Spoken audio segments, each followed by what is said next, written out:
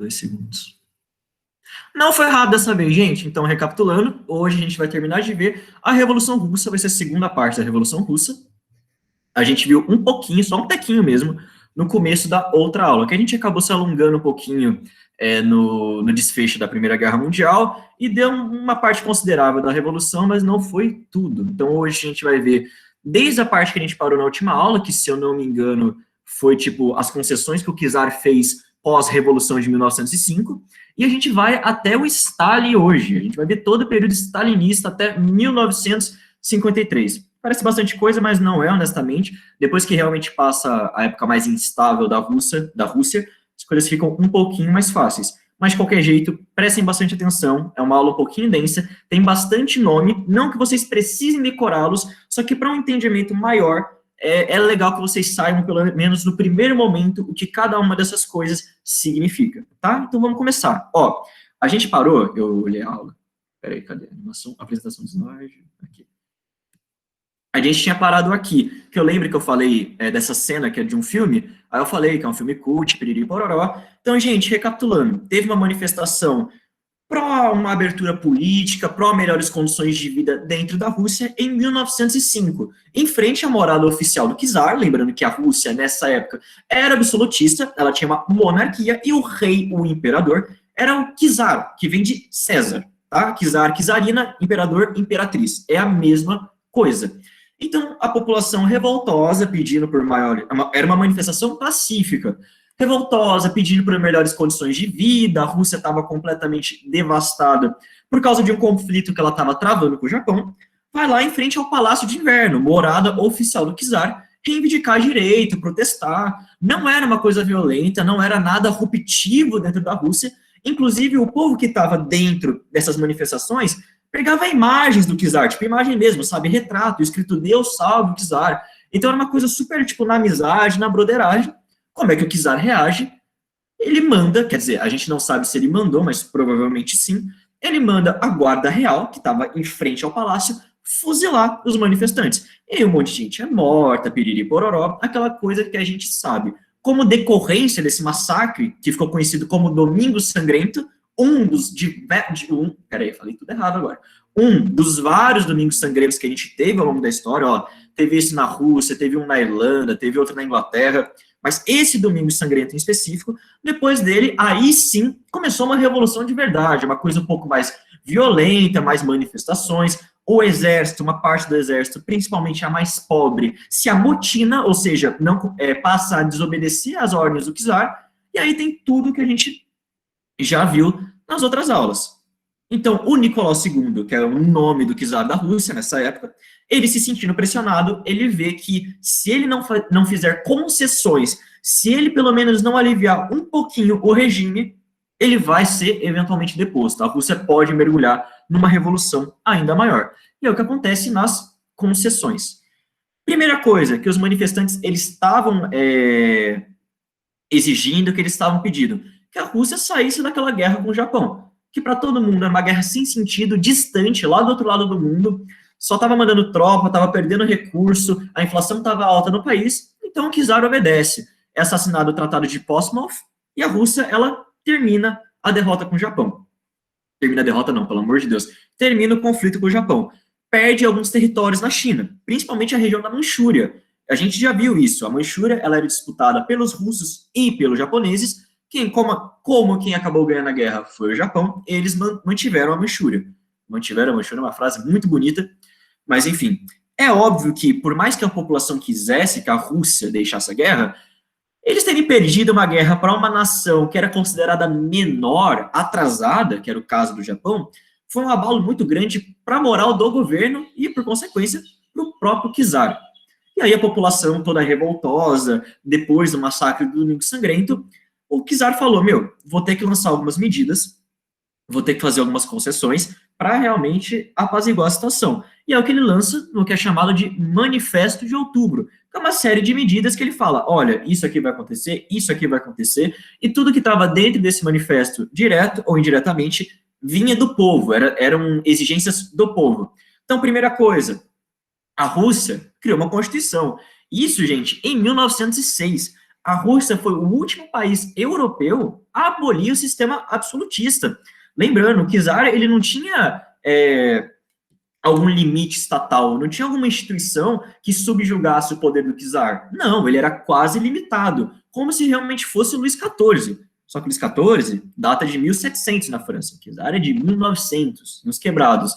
Então, a Rússia, ela elabora uma constituição para limitar o poder do czar, isso em 1906, e é criado, na realidade resgatado, porque ele já existia, mas ele estava suspenso, o parlamento russo, que é chamado de Duma. Então, é o mesmo nome, parlamento Duma é exatamente a mesma coisa. E é aquele negócio, a Duma, teoricamente, poderia fiscalizar o governo, gastos públicos, ter liberdade de expressão, liberdade de debates e tudo mais. Então, tudo isso estava assegurado para os parlamentares, estava assegurado para a Duma. O que a Duma aprovasse, teoricamente, deveria ser lei. Só que não era assim que funcionava na prática. Por mais que o Nicolau, ele tenha visto, tá certo? Não sei. Ele fez essas concessões, ele tentou abrir um pouquinho o regime político da Rússia. Por outro lado, ele não queria perder todo o poder que ele tinha. Então, ele fez essas concessões, ele reinstaurou o parlamento e ele deixou que fosse elaborada uma constituição. Por outro lado, ao mesmo tempo que ele lança o Manifesto de Outubro, essas novas políticas, ele também lança as leis fundamentais, que é justamente para balancear. Então, tudo bem, então. Por exemplo, ele reinstaurou o parlamento, ele reinstaurou a Duma. A Duma tem liberdade de expressão, tem liberdade de debate, pode fiscalizar parcialmente os gastos do governo. Por outro lado, tudo que a Duma decidir, tudo que a Duma debater, legislar e criar, tem que passar necessariamente pela aprovação do czar, que é o que ele ficou decidido nessas leis fundamentais. Ou seja, na prática, por mais que sim, houve uma abertura política na Rússia, ela não foi tão grande assim. E o poder do czar ainda era gigantesco. De novo, tudo que o parlamento decidisse tinha que ser aprovado pelo czar. E se não fosse aprovado, não ganhava força de lei, não virava uma norma. E aquelas lideranças mais radicais, tipo Lenin, lembrando, gente, Partido Socialista, Partido Liberal, anarquistas, tudo isso era proibido na Rússia. A Rússia não era pluripartidária, só tinha o partido que estava no poder, que era da monarquia, que era da autocracia. Então, todos esses caras um pouco mais extremistas, mais revoltosos, estavam exilados fora da Rússia. O Lenin, inclusive. E a repressão acabou aumentando, mais ainda do que era antes. Então, se o Partido Socialista ele já funcionava na ilegalidade antes, agora o povo, as lideranças tiveram que fugir. Foram embora da Rússia definitivamente.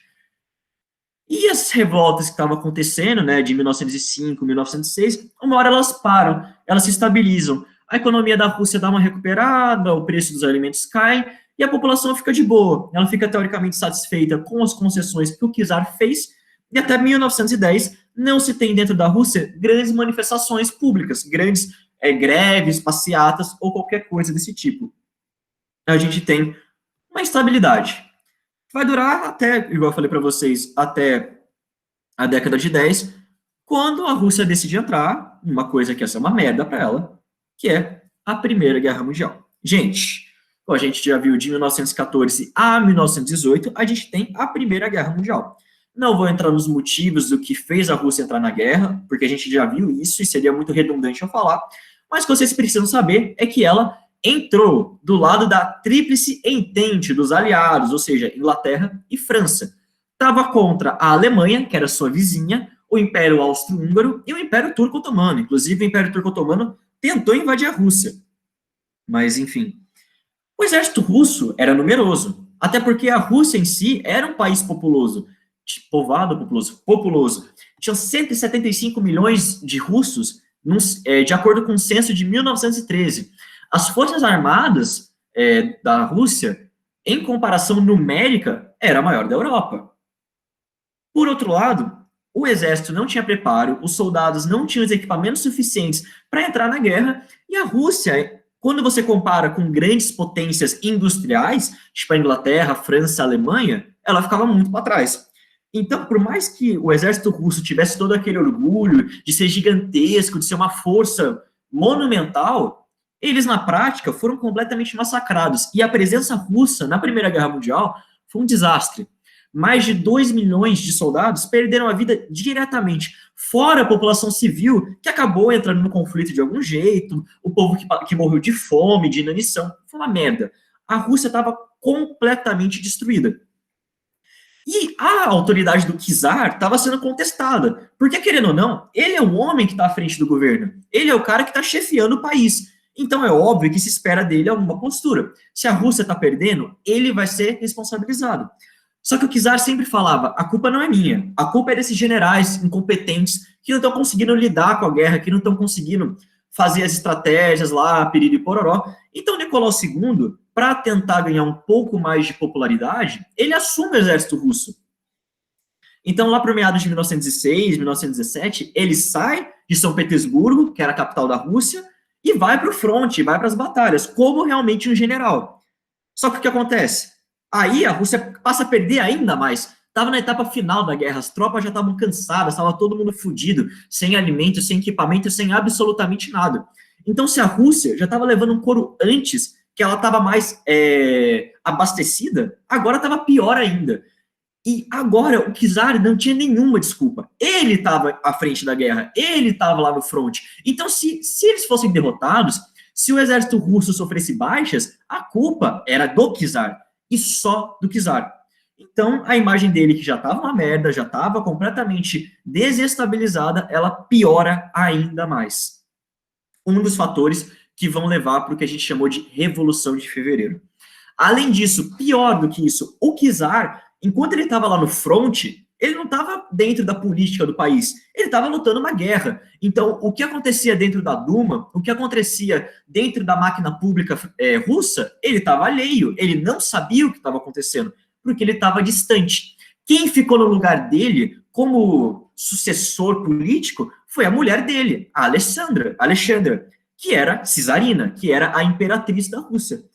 Só que o que acontece? O povo não gostava dela. Primeiro, porque ela era vista como uma liderança fraca, ela não tinha muita articulação política, não tinha jogo de cintura, não era uma mulher que se comunicava muito bem e não era carismática. Mas, acima de tudo, a Alexandra era alemã de nascença. Igual eu falei para vocês, a Rússia entrou do lado dos aliados na guerra.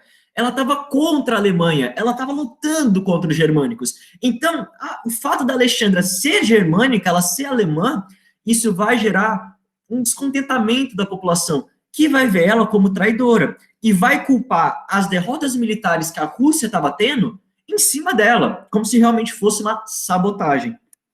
Mais do que isso, mais do fato dela ser alemã, mais do fato dela ser fraca politicamente, ela estava muito próxima de um cara que vocês já devem ter ouvido falar, que é o Rasputin.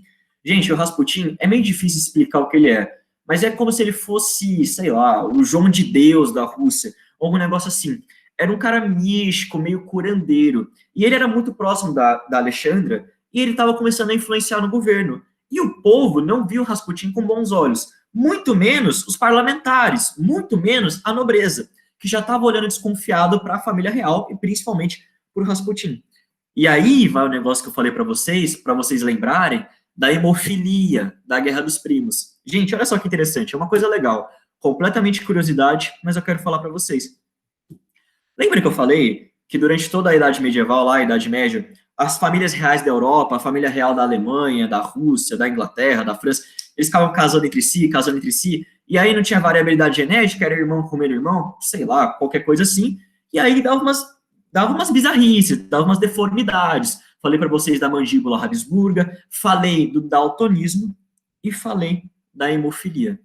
Gente, hemofilia é aquela doença que eu já comentei para vocês, que você não consegue coagular, você sangra até a morte, você não consegue fazer coágulo, se você tem um cortinho de merda, você vai sangrar até a morte. E na época que estava acontecendo a Revolução Russa, hemofilia não tinha cura. E o que acontece? O filho da Alexandra, o filho do czar e da czarina, tinha hemofilia. E como eles tentaram de tudo, gente, trouxe médicos de todos os lugares da Europa para ver o que o moleque tinha, para tentar melhorar a situação dele, mas ele era muito doente, muito debilitado. Então, uma hora que os meios mais científicos, os meios mais factuais acabaram, que realmente não tinham o que fazer, a criança ia morrer, aí o czar e a cesarina, eles apelam para o místico. eles apelam para uma força superior, que é o Rasputin.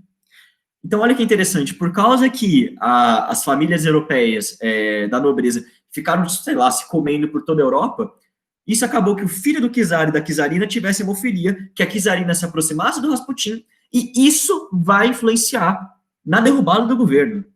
Isso é interessante, pelo menos eu acho muito legal.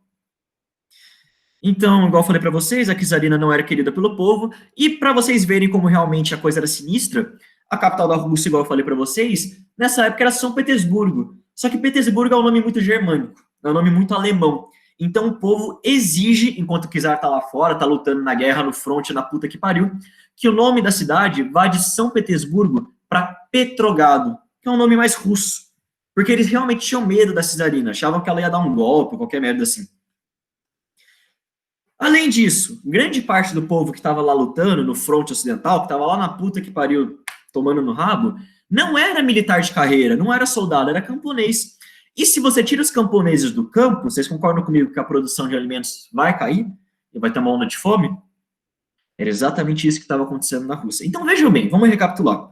Olha só, o exército russo era gigantesco, mas estava apanhando feio, não era preparado, não tinha equipamento. O czar estava longe politicamente e a imagem dele estava sendo afetada. Quem estava no lugar dele era a czarina, que era fraca, não tinha muita articulação política e estava aproximado de um cara que era considerado maluco por grande parte da população russa.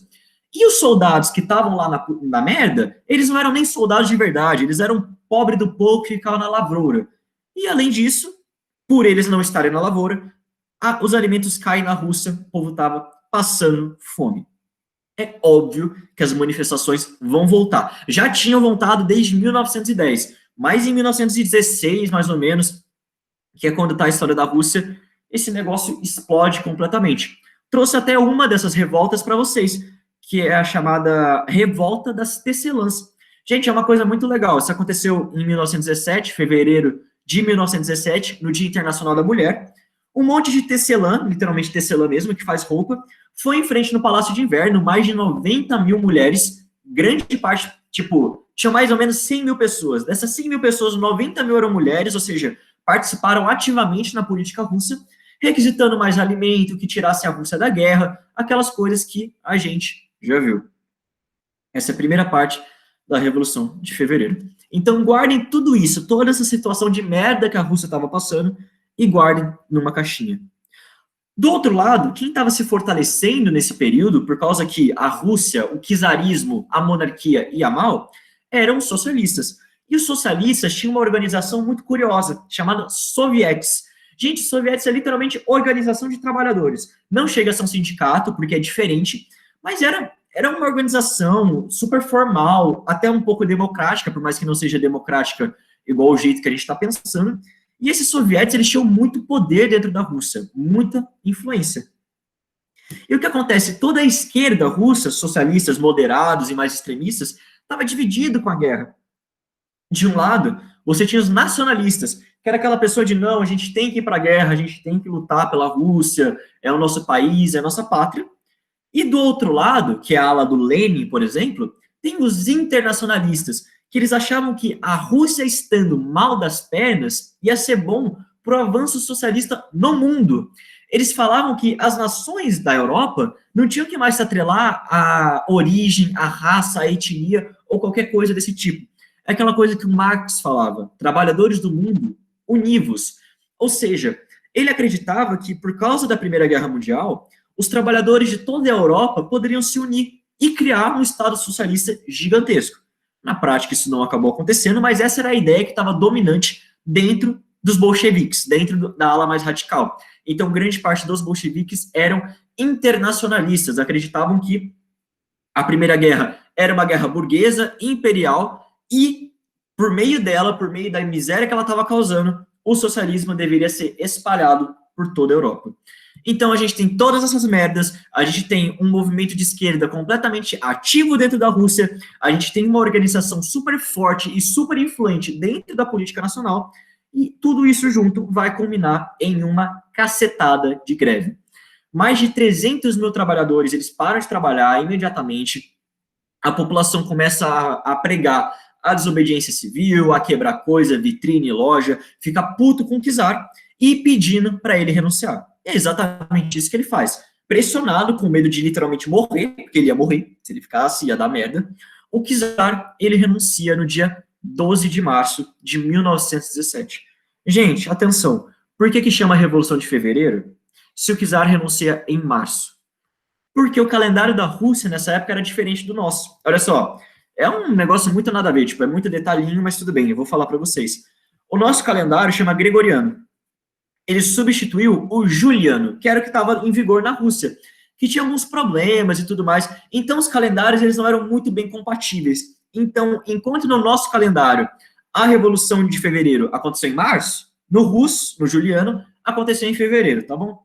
Só um detalhe aí. O czar é deposto, ele renuncia em nome do irmão dele, mas o irmão acaba não aceitando o cargo, e aí é criado um governo provisório, e a Duma, o parlamento russo, é transformado em um governo, em uma assembleia constituinte. O Lenin, que estava todo esse tempo fora da Rússia, com medo de ser executado, com medo de morrer, ele estava na Suíça, ele volta porque ele acreditava que esse era o momento de consolidar o socialismo dentro da Rússia e, posteriormente, para além da Europa. Certo? Então, é isso daí. Essa é a Revolução de Fevereiro. Então, todas essas merdas aqui, o povo fica puto, uma esquerda muito ativa, greve, piriri pororó, o czar renuncia, a Duma assume e os socialistas mais radicais voltam do exílio. Essa é a Revolução de Fevereiro. Alguma dúvida até aqui? Sei que é um pouquinho complicado, mas enfim. Eita, 22 mensagens, meu Jesus Cristo, que medo. Peraí, gente. Aniversário. Foto, Deus te ilumine. Quem comandava o governo provisório, Edu? A Duma, Léo. Era a Duma. Parlamento mesmo. E a gente já vai ver quem são os líderes políticos de verdade. Gente, dou-lhe uma, dou-lhe duas. Vamos continuar. Essa foi a Revolução de Fevereiro. Só que é o seguinte, a Duma foi estabelecida. E a Duma era de maioria menchevique. Vocês lembram, gente? Menchevique eram os socialistas mais de boa, mais tranquilo, de vamos com calma, vamos devagar, vamos tentar um diálogo. E os bolcheviques, a área do Lenin, era mais porradaria. A Duma era de maioria menchevique. E os sovietes, principalmente os mais importantes, que são de São Petersburgo e de Moscou, eles eram de maioria bolchevique. E cada uma dessas duas unidades, dessas duas aglomerações, vão ter interesses próprios. É o que a gente chama de poder duplo. Então, depois que o czar renuncia, por mais que o governo oficial fosse o da Duma, fosse o do parlamento, os sovietes também tinham muito poder. Então, cada um ficava disputando para ver quem que ia realmente mandar na Rússia. E, gente, vamos combinar que quem realmente estava fazendo reformas grandes dentro da Rússia eram os sovietes. Estavam distribuindo terras, distribuindo alimentos, tentando alimentar, tentando arrumar emprego para a população. Então, quem estava se dando melhor nessa fase eram os sovietes. Isso colocou a Duma em xeque, colocou o parlamento numa situação muito embaraçosa, porque eles não sabiam o que fazer, eles não estavam lidando tão bem assim com a crise que a Rússia estava passando. Porque lembrando, gente, a Rússia estava em guerra, e ela estava perdendo a guerra. Por mais que ela tivesse ganho a Primeira Guerra Mundial, ela saiu completamente destruída, devastada. Então, assim, toda a economia estava destruída, a população estava passando fome, e quem estava tentando resolver as coisas eram os sovietes, e não a Duma. Mais do que isso, a Duma estava enrolando para tirar a Rússia da Primeira Guerra Mundial. Essa foi uma das primeiras manifestações dos trabalhadores, falando, tirem a Rússia da guerra. Nós não aguentamos mais, essa guerra não tem sentido, estamos morrendo, estamos passando fome. E a Duma estava enrolando. E os sovietes sempre foram contrários a isso, eles sempre falaram, se a gente estivesse no governo, se a gente que mandasse, a Rússia já estava fora, faz muito tempo. Então, enquanto a Duma tinha um prestígio com a população mais rica, mais abastada, da antiga monarquia, os sovietes tinham com a camada moderada, com a classe média da população, com a classe baixa, que era a maioria numérica. Isso é muito importante. E aí o Lenin, se vendo de toda essa situação, né, vendo que a Rússia estava instável e tentando traçar um jeito de dar um golpe, ele lança as teses de abril, que é esse discurso que vocês estão vendo aí do lado, é super famoso, super icônico, que ele vai lá no meio de São Petersburgo, eu acho que é São Petersburgo, e começa a discursar, falando que, olha só, Esse governo aí, que está aí, tem que cair. Ele prometeu para a população paz, pão e terra, a gente já vai entender, e falou o seguinte, todo o poder tem que ser dado aos soviéticos. Além dessas duas frases de efeito, ele também falou que os meios de produção teriam que ser tomados, uma reforma agrária teria que acontecer, a Rússia deveria se transformar em um país socialista, nacionalizar os bancos e mais uma cacetada de coisa. Mas o mais importante mesmo são essas duas frases, ó, paz, pão e terra, que era o que ele estava prometendo. O que isso quer dizer? Paz, tirar a Rússia da Primeira Guerra, que é uma coisa que a Duma não estava fazendo. Pão, tentar alimentar a população que estava passando fome, a Rússia estava completamente desabastecida, a inflação estava gigantesca e o povo não conseguia comprar alimentos. E terra, terra no sentido de reforma agrária. Lembrando, gente, a Rússia era um país, por mais que tivesse um início de industrialização, essencialmente agrário. Tinha uma oligarquia rural, aquela nobreza lá, piriri pororó. Então ele estava prometendo uma reforma agrária. Então, paz, sair da guerra, pão, alimentar a população e terra, reforma agrária. E esse de todo poder aos sovietes é justamente, ó, tá vendo essa Duma aí que tá no poder? Não tem que ser a Duma não, irmão. A Duma não é do povo, mano de burguês safado. Tem que ser os sovietes, tem que ser o povo que tá fazendo alguma coisa para a população. Então era isso que ele falou nas teses de abril. Por causa disso, não é difícil de se imaginar que o Lenin vai ser perseguido, de novo, e ele foge, de novo, dessa vez para a Finlândia. Fica lá um tempinho exilado. Então vamos lá. A Rússia tinha acabado de sair de uma revolução. Ó, isso entre fevereiro e outubro de 1917. É o mesmo ano, tá, gente? Vou até colocar aqui, peraí, ó. Vou colocar aqui para vocês. Isso aqui tudo aconteceu no mesmo ano. 1917. Então, em um período de mais ou menos janeiro, fevereiro, maio, junho, julho, agosto, setembro, outubro, em um período de mais ou menos 8 meses, a Rússia estava completamente fugida, estava completamente assim, a política nacional estava completamente instável. Então, vamos lá, estava tendo essa disputa entre os soviéticos e entre o governo provisório. A Duma não queria tirar a Rússia da guerra, estava deixando o povo puto. O Lenin vai lá, tese de abril, todo o poder aos soviéticos, piriri pororó. Já estava começando a ficar confuso o lugar, já estava começando a ficar mais instável ainda. E aí, para fuder com tudo, para fechar com chave de ouro esse ano que foi desgramado, a gente tem as crises de abril. Ó, não confundam, tese de abril, crise de abril, são coisas diferentes. A crise de abril, gente, foi quando um general, antigo general do exército russo, do exército do czar, do imperador, do Nicolau II, que era completamente fiel ao antigo regime, ele tenta aplicar um golpe de Estado e tomar o poder. Por quê? Porque ele queria voltar com a monarquia. Ele estava com medo desse avanço socialista e tudo mais. A classe liberal aprovou ele, e mais do que isso, ele era visto, esse general que tentou tomar o poder, como o homem de confiança da Duma. Acontece que, obviamente, o golpe dá errado, ele não consegue, e aí qual que é a merda? A população já não estava feliz, já estava olhando torto para a Duma. Por quê? Porque a Duma não fazia nada, não estava tirando a Rússia da guerra, não estava alimentando a população, e aí, além disso, a mesma Duma tenta apoiar um golpe de Estado, é aí que a merda fica mais merda ainda, e a gente tem a Revolução de Outubro, também chamada de Outubro Vermelho. Para tentar contornar a situação, porque o golpe militar realmente foi militar, né, gente? O cara saiu com o exército e tentou tomar o poder na porrada.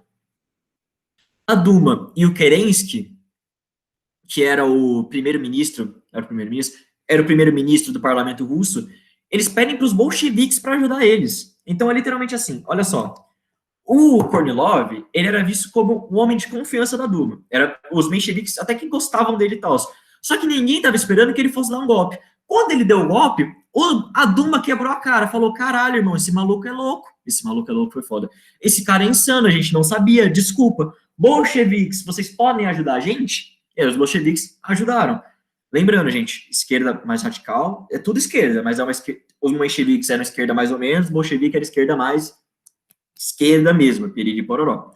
Sei que é um pouco confuso, mas vamos lá, acho que tá de boa até agora. Os bolcheviques ajudam, eles conseguem suprimir o golpe, e o Lenin, depois disso, de novo, volta para a Rússia.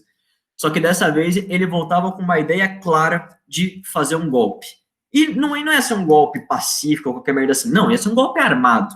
Então ele pede para um grande amigo dele, que sempre ajudou ele, vocês já devem ter ouvido falar, que é o Leon Trotsky, o intelectual russo, a criar o Comitê Revolucionário Militar, para justamente tentar tomar o poder.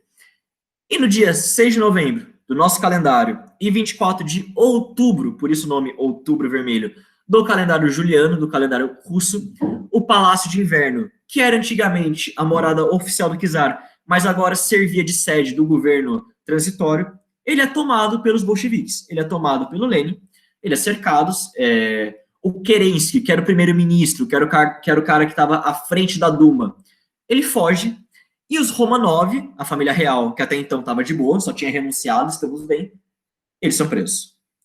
Tudo isso em outubro. Não aconteceu. Tudo bem, então. Agora, quem que está no poder? Os bolcheviques. Os bolcheviques são quem? Grande parte os sovietes. Não todos os sovietes, mas eram sovietes. O que eles vão fazer? Vão começar a fazer reformas políticas dentro da Rússia, para justamente tentar aproximar ela de um governo mais socialista. Então, logo depois que eles tomam o poder, acontece o segundo congresso pan-russo dos sovietes, ou seja, os sovietes eles se reúnem para ver o que vai ser da política, e aí ficou decidido, vamos lá.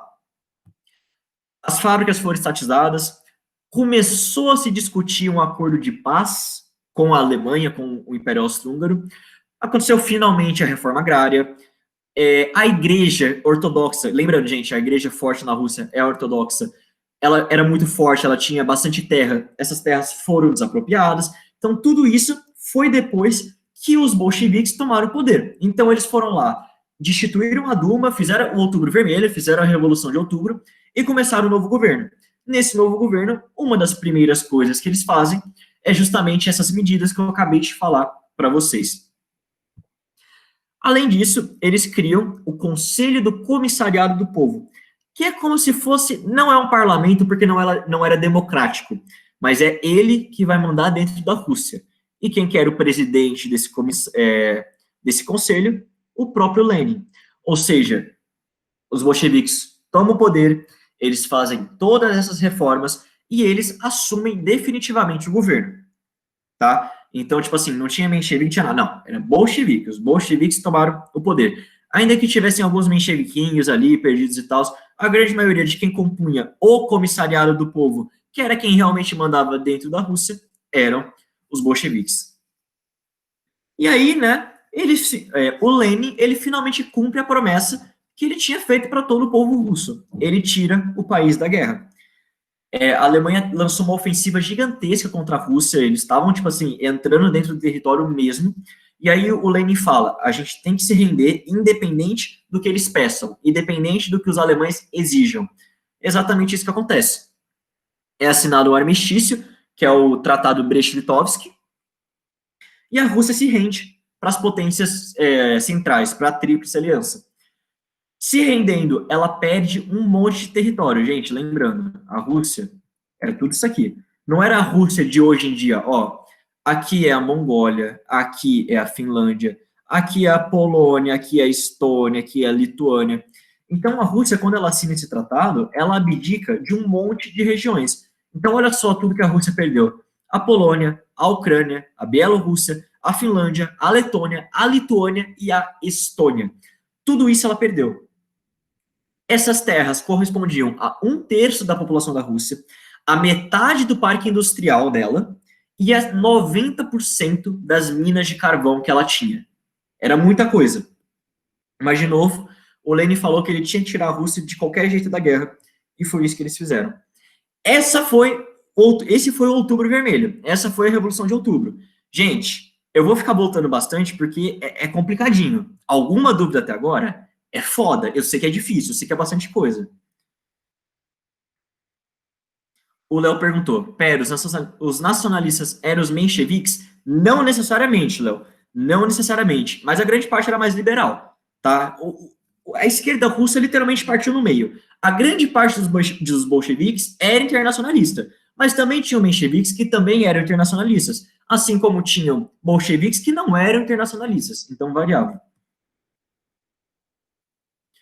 Os soviéticos eram o quê? Léo, os soviéticos eram como se fosse... Cara, é difícil. Não é um sindicato, porque, igual eu falei para vocês, eles tinham participação ativa no governo, eles faziam um monte de coisa. Era uma organização de trabalhadores que administrava regiões da Rússia. É como se fosse uma prefeitura, cara, mas não é uma prefeitura, é diferente. É tipo assim, é uma assembleia, os trabalhadores sentam lá e falam o que a gente vai fazer nessa região, o que a gente vai fazer nessa cidade. Vamos estatizar tal coisa, vamos, sei lá, distribuir mais pão e tudo mais. Era essa a vibe dos sovietes, entendeu? Não é isso. O soviete, tipo assim, não tem nada a ver com menchevique e bolchevique. Igual eu falei para vocês, a grande parte dos sovietes de São Petersburgo e de Moscou eram bolcheviques. Só que o resto, a grande parte, era menchevique. Então, não é uma coisa tipo assim, os mencheviques eram sovietes ou os bolcheviques eram sovietes. Não, o soviete é uma instituição, é um órgão administrativo. Não está atrelado tipo, mais radical ou menos radical. É como se fosse, é literalmente uma prefeitura. Prefeitura na direita, prefeitura na esquerda. Prefeitura é prefeitura. É diferente, entendeu? Então, é isso. Você conseguiu captar até agora? Pode falar. Gente, mais alguma dúvida? Pode mandar no chat. É foda, essa aula é difícil. Mas acho que dá certo. Os sovietes eram uma instituição? Isso, era uma assembleia de trabalhadores. Os trabalhadores sentavam e falavam, o que a gente vai fazer por Moscou? O que a gente vai fazer por São Petersburgo? Era literalmente isso.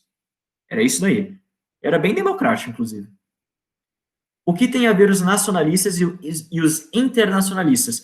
Tem a ver com o que eles trataram na guerra. Tem a ver com a posição, como eles enxergavam a Primeira Guerra Mundial. Os nacionalistas viam que eles tinham que lutar na guerra, que eles tinham que estar lá, defender a Rússia, e os internacionalistas acreditavam que por meio da guerra eles tinham que expandir o comunismo, que aquela guerra era sem sentido, um reflexo imperialista e burguês, e eles tinham que abandonar ela de algum jeito, entendeu? Eu falei isso para vocês porque vai ser um pouquinho mais importante mais para frente. Agora tá certo? Agora deu?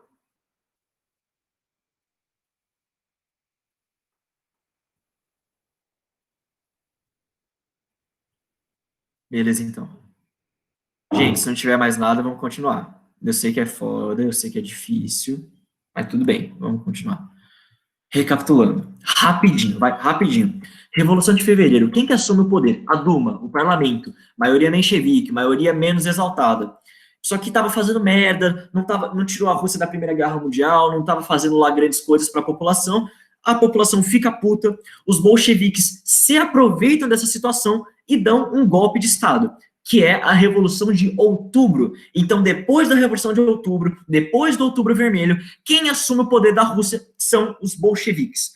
Eles criam o Conselho de Comissariado do Povo, que tem um Lenin como presidente, como primeiro-ministro, e a partir daí a Rússia vai ser tocada pelos bolcheviques. Ok. O que eles fazem? Um monte de coisa para tentar transformar a Rússia num país socialista.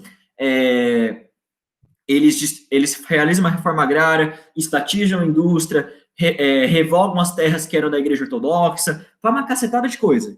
Agora, durante o governo bolchevique. Antes não era deles. Tinha bolchevique no governo? Tinha, mas agora era um governo majoritariamente bolchevique. O Lenin estava na frente de tudo, estava comandando lá o rolê. Então é a partir daqui, é a partir do Outubro Vermelho, que o Lenin assume o controle da União Soviética. União Soviética não, desculpa, pelo amor de Deus. Ainda não era União Soviética, da Rússia. Ok? Complicado. Acho que deu. Eu acho que deu certo.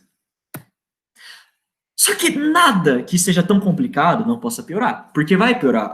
Vai piorar bastante, porque agora vem uma das merdas mais gigantescas de entender. É difícil, é complicado, mas calma que vai dar tudo certo. Gente, os bolcheviques assumiram o poder com aquele negócio de, olha só, a Duma, o parlamento, não está fazendo nada pela população. Nós somos o povo, nós somos democráticos, nós realmente representamos a população. Pô, bonito, hein? Muito top. Só que na prática, cada vez mais, depois da Revolução de Outubro, depois que os bolcheviques assumiram o poder, eles estavam concentrando o poder. Eles estavam ficando mais autoritários. Os sovietes, que até então eram independentes, eles eram literalmente assembleias, eles não tinham que respeitar nenhum governo, eles eram autônomos. eles passam a se aliar ao governo. Eles passam a fazer parte dele. Então, toda aquela independência que eles tinham vai por água abaixo. Além disso, uma Assembleia Constituinte que estava na Rússia, o Lenin convocou ela, ele convocou para fazer outra Constituição. E aí teve uma eleição lá dentro da Rússia para eleger parlamentar, para fazer essa Constituição, e os soviéticos, os bolcheviques, tomaram um pau. Eles perderam essa eleição. Eles elegeram, tipo assim, um quarto dos representantes. Foi um negócio ridículo. E aí o que eles fizeram? Aceitaram o resultado da eleição? Não, fecharam a Assembleia. Então, olha só, os bolcheviques, eles começam a mostrar o lado mais autoritário deles. Eles começam a endurecer o regime.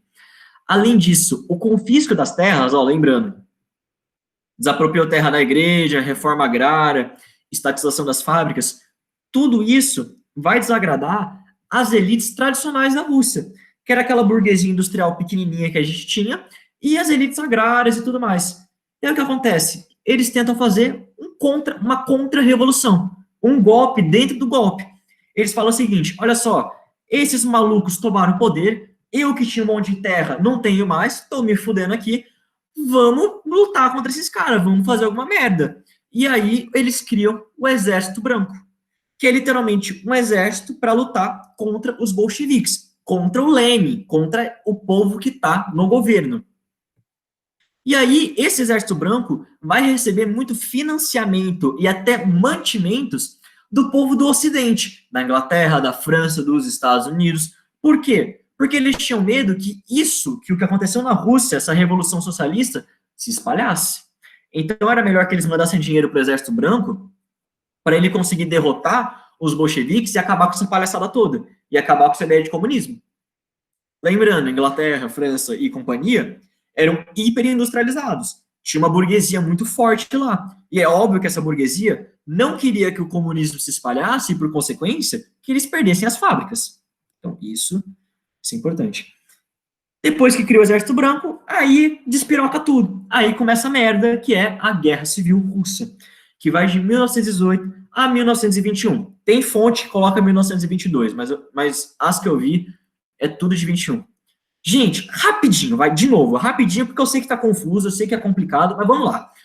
Revolução de Fevereiro, entrou a Duma no poder. Duma não tá fazendo nada, a população tava puta. Quem que toma o poder? Os bolcheviques. Os bolcheviques realizam a Revolução de Outubro, o Lenin assume o poder, e aí faz uma caralhada de reforma. Estatiza empresa, faz reforma agrária, piririporó.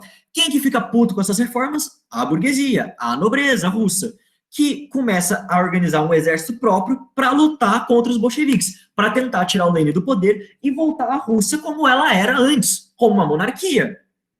Isso que aconteceu. Esse é o início da Guerra Civil Russa. O que vocês têm que saber dessa guerra? Principalmente, era a guerra dos monarquistas, dos burgueses, do Exército Branco, contra o Exército Vermelho. Gente, Exército Vermelho, acordo do comunismo pelo amor... Peraí, cadê a bandeira aqui? Pelo amor de Deus, os bolcheviques. Então, esse é o principal da Guerra Civil. Foi uma briga entre bolchevique e os monarquistas e os liberais. Então, Exército Branco e Exército Vermelho. Só que teve mais cor nessa merda. Teve mais exército. Gente, ó, nada disso eu nunca vi cair em prova. Nunca mesmo. Mas eu vou falar para vocês porque vai que. Mas olha só, não chapem com isso, não decorem. Você tinha também, em outro lado, o Exército Negro, que não era nem burguês, nem comunista, era anarquista. Depois de um tempo, eles acabam se juntando aos bolcheviques e tal, o Exército Negro é desfeito e assimilado pelo Exército Vermelho.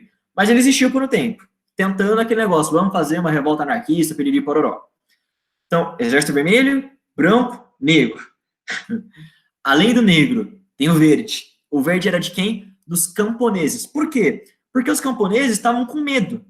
A Rússia entrou em guerra. E aí o Exército Branco vai lá, invade a cidade deles e queima tudo, e o Exército Vermelho também. Então o que o Exército Verde fez? Era uma organização de camponeses para se defender da guerra. É uma organização civil. Então, enquanto o Exército Branco, o Exército Vermelho está quebrando pau, o Exército Verde está fazendo de tudo para que eles não fossem afetados, para que os camponeses não sofressem com a guerra. Tem o Exército Verde. Aí, além do Exército Verde... Ai, caralho. Tem o Exército Azul. Exército Azul é o quê, gente? Ó, lembrando, mais uma vez, A Rússia não é a Rússia que a gente conhece hoje. Tem uma caralhada de país dentro dela, que hoje existe. Entre esses países, tinha a Polônia, tinha a Ucrânia, tinha a Bielorrússia, piriri pororó. Então, o que acontece? Quando a Rússia ela entra em guerra civil, ela fica completamente instável. Esses países aqui, que estavam querendo uma independência, então, ó a Polônia aqui, ó a Finlândia aqui, eles começam a ter revoltas internas para que a Rússia, para que o domínio russo cessasse e eles virassem independentes. Oh, meu Deus do céu. Esse é o Exército Azul. Então, o Exército Azul eram dessas pessoas separatistas que queriam se separar da Rússia. Ó, gente, de novo, vocês não precisam saber disso na moral, porque eu nunca vi cair. O que vocês precisam saber só? Exército Branco e Exército Vermelho. Mas vamos lá, gente. Quer um macetinho para vocês decorarem? É facinho, vai, vamos lá. Exército Vermelho, União Soviética, bandeira da Rússia. Vermelho, comunista, bolcheviques. Exército Branco. Gente, branco, o que branco é? Ó, cor de pele, burguês safado. Então, burguês safado, liberal e monarquista. Exército Negro, gente, a bandeira anarquista é negra. É aquele A lá, o círculo e tal, a bandeira é preta. Então, preto, negro, anarquista. Exército Verde, verde, plantinhas, natureza, terra, paz e amor, camponeses. E Exército Azul, não consegui pensar em nada, gente. Esses vão ter que saber mesmo. Mas, enfim, Exército Azul, que eram dos separatistas. Tudo isso lutando ao mesmo tempo. Foi uma merda. Foi uma guerra desgraçada. Mas a grande treta mesmo, o grande embate, estava entre o Exército Vermelho e o Exército Branco, que é o que vocês precisam saber. Não chapem, não fiquem noiados para decorar isso daí, tá bom? É sério, não fiquem. E aí o que acontece? O Exército Branco estava tentando restaurar a monarquia. Só que vocês não concordam comigo que se você mata a monarquia, os herdeiros e tal, não tem jeito de você restaurar a monarquia, porque vai estar todo mundo morto? É isso que acontece. O Lenin, quando ele vê que o Exército Branco está avançando, que o Exército Branco está tendo umas vitórias aí top, ele manda executar os Romanov. Então, Nicolau II, a Alexandra, o filho dele e tal, morreu. Todo mundo morreu, foi executado, foi uma tristeza grande. Mas, enfim. Reza a lenda, e é lenda mesmo, que a princesa Anastácia sobreviveu. Só que aí vocês veem o filme da Disney, que eu não vou entrar em detalhes aqui. Tá? Gente, Guerra Civil, 3 anos, foi uma merda inexplicável para a Rússia. Foi um negócio desgraçado, a população só se fudeu. E aconteceu uma coisa bem merda, que foi o terror branco e o terror vermelho, que é literalmente o seguinte: o Exército Vermelho ia numa vila, numa cidade, eles não ficavam de boa, eles não ficavam tranquilos. Eles queimavam a vila, estupravam as casas, botavam fogo nas mulheres, quem entendeu a referência aí pegou. Era uma merda. E o Exército Branco, a mesma coisa. Eles iam numa vila, eles não iam ficar de boa. Eles iam matar gente, fuzilar uma caralhada de pessoa. Então, um monte de civil morreu. É o que chamou de terror branco e terror vermelho, que foram práticas assassinas e premeditadas contra a população civil. Tá certo? Ok. Difícil, bastante coisa, mas não precisa decorar nada. Só Exército Vermelho, Exército Branco. Vermelho, comunista, bolchevique. Branco, monarquista, liberal, tentando parar os bolcheviques. É só isso que vocês precisam saber. Os Romanov são executados, tem essa merda de terror branco e terror vermelho. Vamos passar, seguir em frente. Gente, a Rússia tinha acabado de sair da guerra.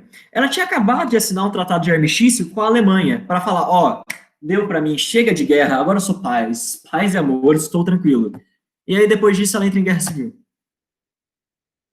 Não dá para entender, né? Mas enfim, entrou em guerra civil. Gente, a economia da Rússia já estava uma merda, já estava terrível. Ela piorou 1 milhão de vezes mais e a população estava morrendo, só morrendo de inanição. Mas muita gente estava morrendo de inanição. Não tinha suprimento, não tinha absolutamente nada. A Rússia não tinha condições de manter o exército. Então, o que o Lenin faz para tentar controlar a situação, para tentar segurar os trilhos da Rússia, durante a Guerra Civil, ele propaga o que ele chamou de comunismo de guerra, que é a interferência máxima do Estado para tentar arcar com os custos do conflito, para tentar pagar pela guerra. Então, ó, a economia foi completamente estatizada, completamente, tudo, de cabo a rabo, qualquer indústria, se fosse gigantesca ou pequenininha, foi para o Estado. Os trabalhadores foram obrigados a doar a comida que eles estavam produzindo, porque ela ia ser alocada para o exército. E aí, gente, e aí que deu merda, e aí que deu problema. uma onda inflacionária gigantesca, ela assola a Rússia. O rublo, que era a moeda da Rússia, que é tipo o nosso real, ele não existe mais, ele perde completamente o valor, ao ponto que durante certa parte da Guerra Civil, as trocas comerciais não usavam moeda, não usava dinheiro, usava produto, era produto por produto. Era literalmente, sei lá, um saco de arroz por um saco de vodka. Saco de vodka? Garrafa de vodka, entendeu? Então, assim, comunismo de guerra é uma merda, gente. Terrível. O Lenin tentou consertar, tentou manter o exército, mas isso só fudeu a população. E esse negócio de tentar entregar comida, os trabalhadores serem obrigados a entregar comida pro Estado, isso só causou uma onda de fome. Em 1921, quase todo mundo da Rússia estava passando fome. E muita gente morreu de inanição. Muita gente mesmo. E aí é que vem um detalhe importante que vocês têm que saber. Gente, olha que merda. Por que os bolcheviques tomaram o poder? Porque a Rússia estava em guerra, porque a população estava passando necessidade, porque ela estava fadigada, estava sendo explorada, e o governo daquela época não estava dando condições para ela sobreviver.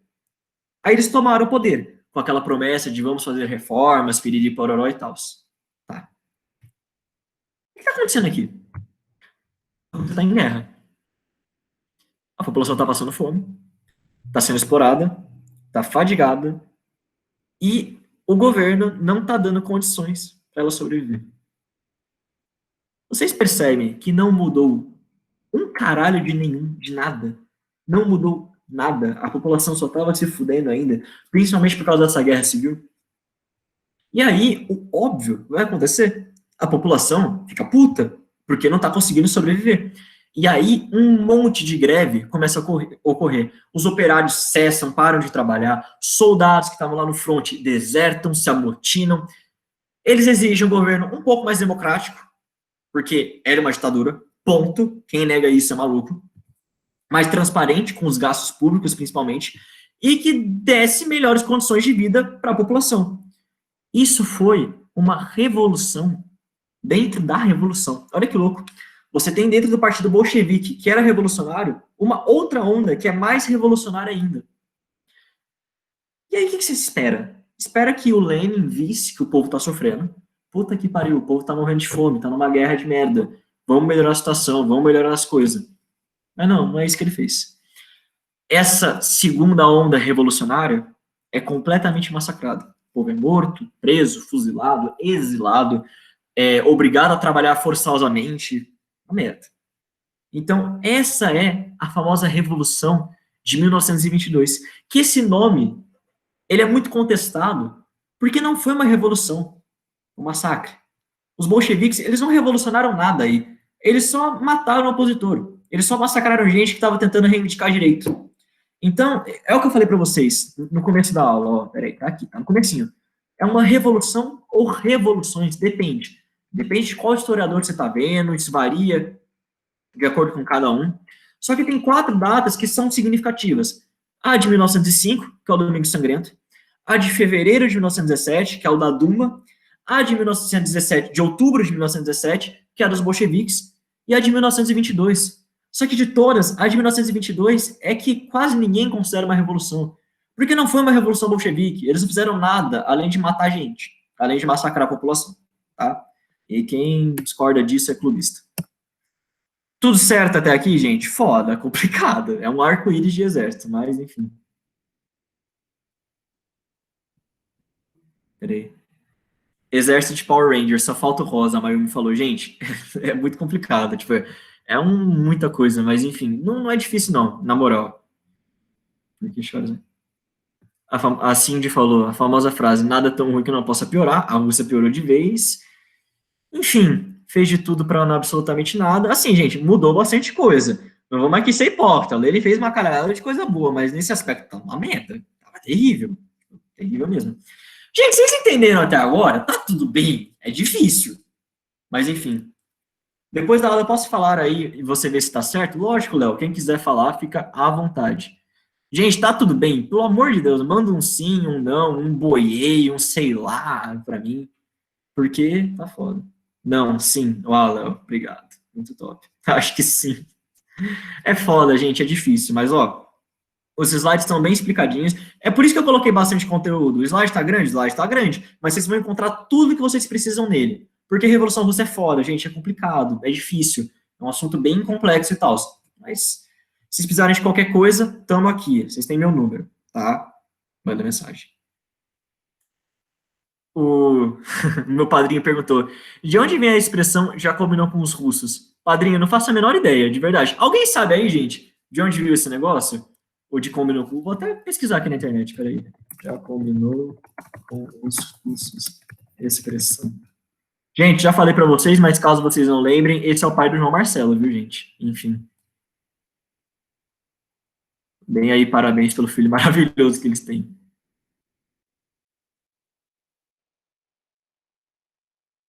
História do futebol. Padrinho, depois eu vejo e te mostro. Eu não faço ideia de onde surgiu. Gente, vamos continuar então. Já que não. Meu Deus do céu. Ah, é, todo mundo falou que tá tudo bem, quer dizer, nunca tá tudo bem, mas enfim, tá levemente bem. Vamos continuar. Gente, Guerra Civil durou 3 anos, tem fonte que diz que durou 4, mas enfim, o consenso é que durou 3, tá? Foi até 1921. Quem que ganha a guerra? Os bolcheviques, eles saem vitoriosos. Só os bolcheviques? Não. Sabe esse exército azul aqui, que estava lutando por separatismo, por independência? Então, alguns deles conseguiram, tá? Conseguiram, tipo, a Polônia se tornou independente, a Bielorrússia, a Ucrânia, piriri pororó. E aí, deu certo e tal. Mas quem ganhou dentro da Rússia foram o Exército Vermelho, foram os bolcheviques. Só que acontece, o Lenin, ele viu o país dele e falou, caralho, que merda, que bosta que é a Rússia agora. Por quê? Não existe mais moeda, não tem mais dinheiro, o dinheiro não vale nada, o pessoal pode, sei lá, limpar a bunda com o dinheiro, qualquer coisa assim, porque não tem valor nenhum. Não tem abastecimento de comida, não tem indústria, a indústria tá toda destruída, tá tudo destruído por causa da guerra. Fudeu, Rússia fazendinha, Rússia... É isso, né, gente? Infelizmente, chegamos no fim da linha. Foi isso que ele falou? Óbvio que não. Então ele tentou consertar a economia russa, no que ele chamou das NEPs, que é Nova Política Econômica. Tá? Só que isso está em russo, é por isso que está ao contrário. Então, basicamente é o seguinte, ele olhou para aquela situação e falou, cara, eu não vou conseguir instaurar um comunismo, um socialismo de fato, na Rússia, nessa situação. Porque tá uma calamidade pública, tá uma vergonha, tá assim, tá um negócio, uma lástima. Então, o que ele faz? Ele cria essas políticas que misturavam elementos socialistas e capitalistas. O que o Lenin falava? Ele falava que a Rússia soviética ia dar um passo para trás, porque ia estar regredindo na cabeça dele, ia ter medidas capitalistas, para depois dar 2 passos para frente. Então, qual era a ideia dele? Tudo bem, então, eu estou abrindo concessão, a Rússia vai ter algumas influências capitalistas por enquanto.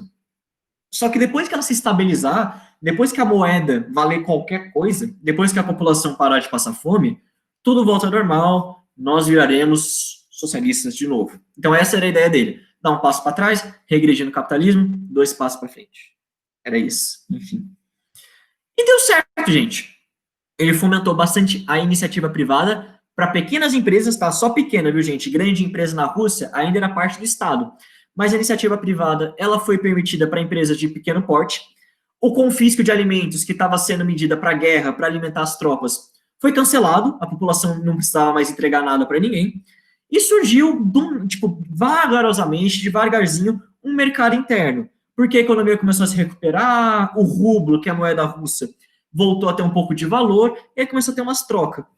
Economicamente, é um sucesso. A NEP do Lenin é um sucesso estrondoso, não estrondoso, mas assim, deu certo, gente. O país se industrializa de novo, a economia estabiliza um pouquinho, e mais importante do que isso, as potências do Ocidente, que estavam cagadas de medo do socialismo, voltam a comercializar com a Rússia.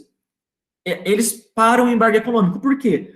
Porque eles viram que a Rússia estava adotando algumas medidas capitalistas. E se ela estava adotando algumas medidas capitalistas, isso queria dizer que talvez ela fosse seguir para esse caminho um pouco mais liberal.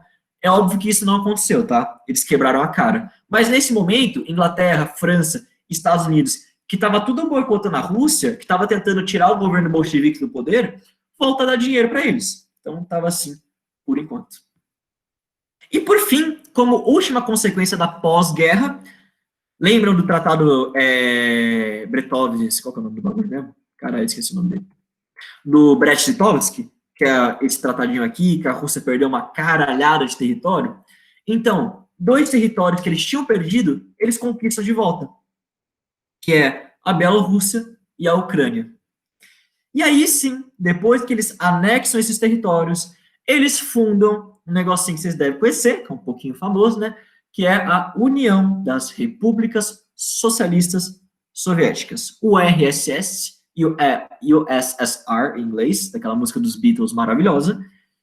União Soviética, gente, todo mundo conhece, todo mundo sabe o que é. Isso na pós-guerra, isso em 1922, salvo engano. E aí a gente tem agora um novo país que não existia anteriormente, um país socialista. Pelo menos do jeito que eles chamavam socialismo. Não é bem socialismo, igual o Marx falava, mas comunista, vamos dizer assim. E aí, esse país tá novo, vamos estudar um pouquinho. A Revolução Russa acaba aqui. Quer dizer, depende do historiador, mas para a grande maioria dos historiadores, a Revolução Russa acaba aqui. E agora a gente vai ver um pouquinho do que aconteceu depois que a União Soviética foi criada. Algumas coisinhas que aconteceram que são importantes. Então vamos lá. Primeira coisa, uma nova Constituição é elaborada em 1924. Então tem uma Assembleia Constituinte, os bolcheviques, que nunca deixaram o governo, sentam lá e formam uma nova Constituição. Simbolicamente, o poder foi dado para o Congresso dos Sovietes, ou seja, todos os sovietes eles se reuniam em um único congresso e, teoricamente, o poder do país estava na mão desse congresso, ou seja, na mão do trabalhador, na mão do povo. Só que isso não acontecia na prática. Na prática, quem realmente estava na frente do governo, quem estava administrando a Rússia, era o Conselho do Comissariado do Povo, que era aquela maioria bolchevique, tá?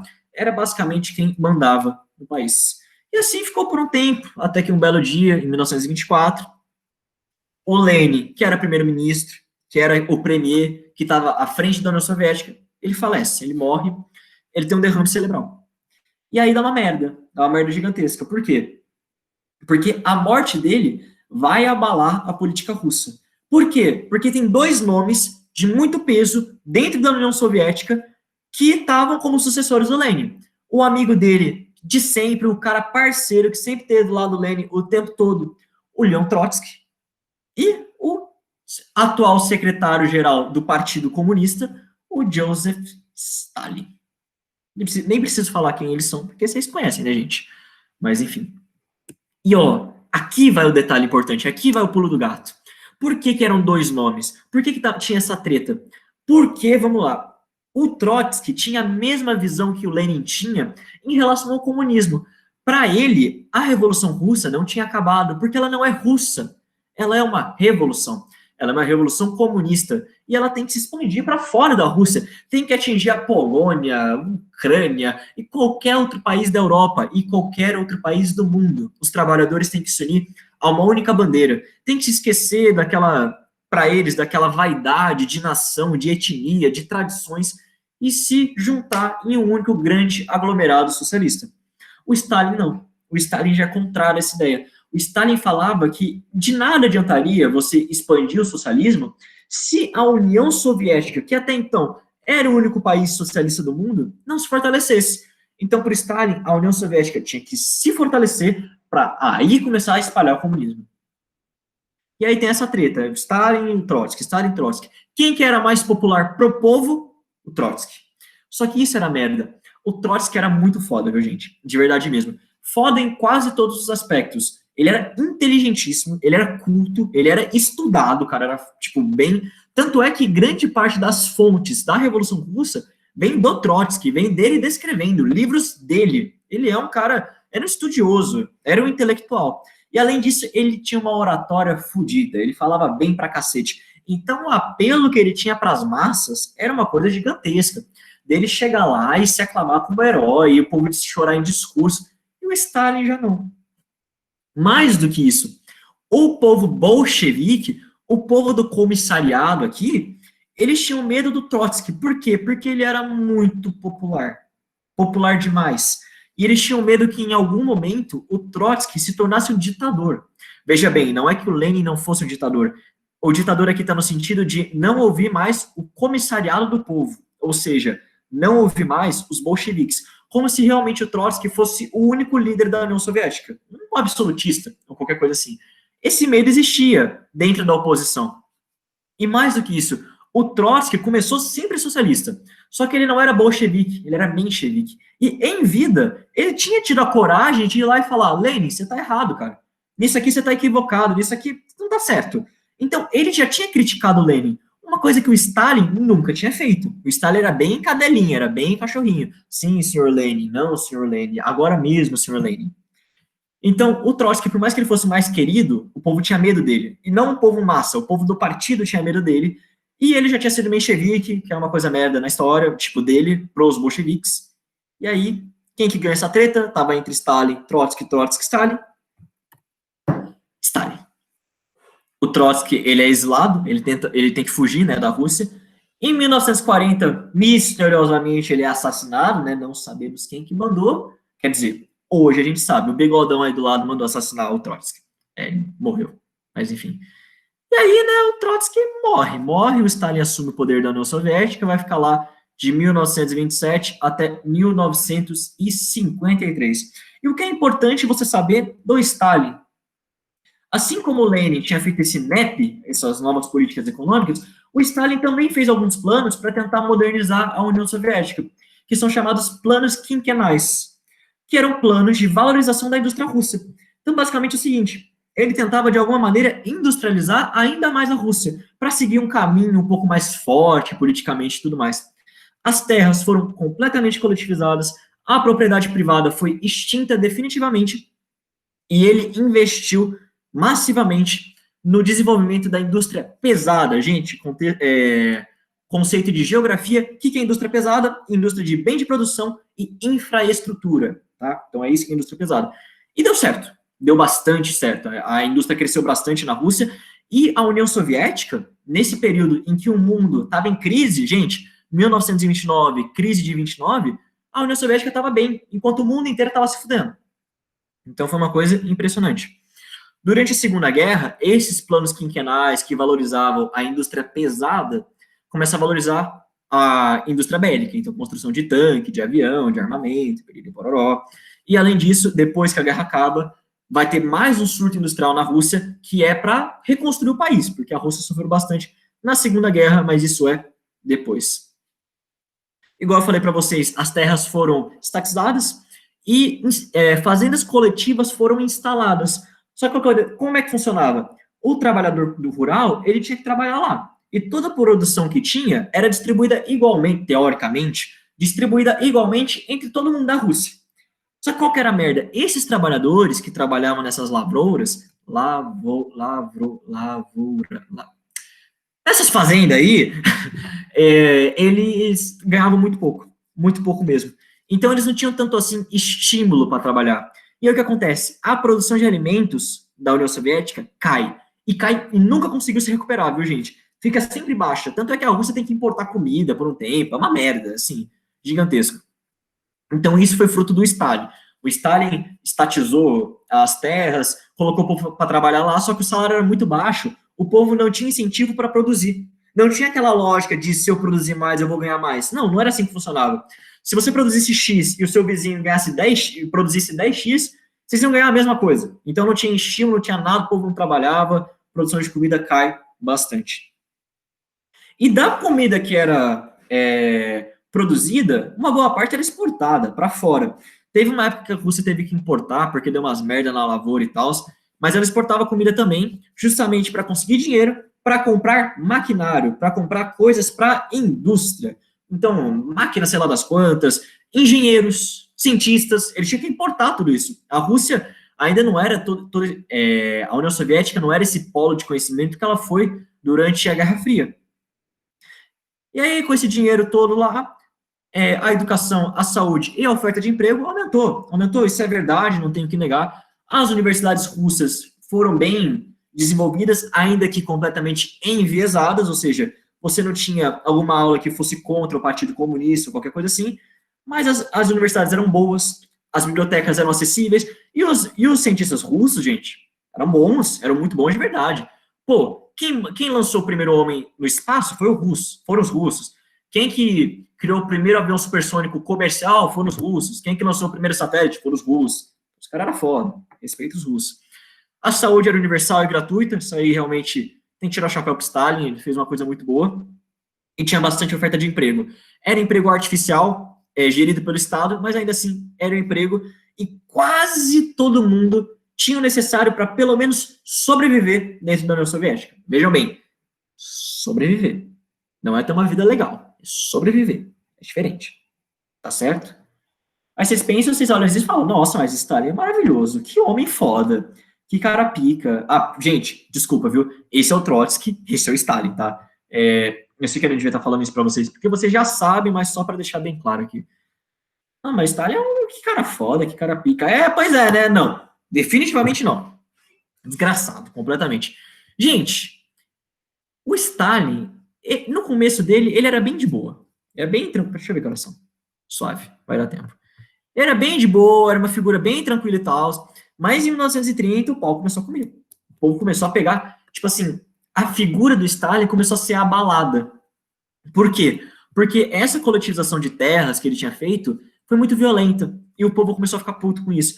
Então, a imagem do Stalin começou a pender aí. E o Partido Comunista, os bolcheviques, estavam pensando em substituir o Stalin. Só que ele não queria isso. Ele não queria perder o poder. Ele não queria sair do governo soviético. E aí começa um governo, assim, bem de boa, né? Nome nem fala nada. Qual o grande terror? O próprio nome diz. Foi uma perseguição em massa, uma merda. Eu nem preciso falar para vocês. O Stalin, ele toma todas as medidas cabíveis para garantir que ele ficasse no poder. Entre elas está os processos de Moscou, que era um julgamento de um monte de gente que foi acusada de espionagem, que foi acusada de traição à pátria, que foi acusada de sei mais lá o quê. Na prática, gente, o que eram esses processos de Moscou? Eram julgamentos forjados para condenar qualquer pessoa que pudesse ameaçar o governo do Stalin. Então, figuras políticas importantes da União Soviética, que tinham participado das revoluções de outubro, que eram lideranças comunistas, mortos, fuzilados, exilados ou presos. Todos.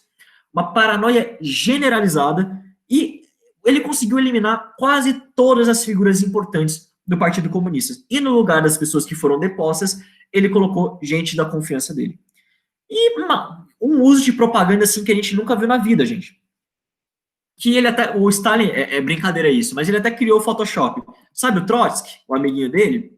Então, tem um monte de foto que aparece o Lenin e o Trotsky. Em todas essas fotos, o Stalin fez questão de remover o Trotsky, tipo, artificialmente. Então, todas as imagens que a gente tem da Revolução Russa, algumas delas foram forjadas pelo Stalin. Ele removeu o Trotsky, como se ele não tivesse existido. É bizarro, mas enfim.